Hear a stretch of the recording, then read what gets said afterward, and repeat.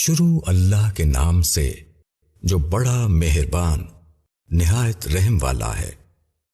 اندھے پر کوئی تنگی نہیں اور لنگڑے پر کوئی تنگی نہیں اور بیمار پر کوئی تنگی نہیں، اور نہ تم لوگوں پر کوئی تنگی ہے کہ تم اپنے گھروں سے کھاؤ یا اپنے باپ دادا کے گھروں سے یا اپنی ماؤں کے گھروں سے یا اپنے بھائیوں کے گھروں سے یا اپنے چچاؤں کے گھروں سے یا اپنی پھپھیوں کے گھروں سے یا اپنے ماموؤں کے گھروں سے یا اپنی خالاؤں کے گھروں سے یا جس گھر کی کنجیوں کے تم مالک ہو یا اپنے دوستوں کے گھروں سے۔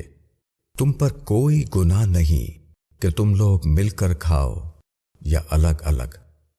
پھر جب تم گھروں میں داخل ہو تو اپنے لوگوں کو سلام کرو، جو بابرکت دعا ہے اللہ کی طرف سے۔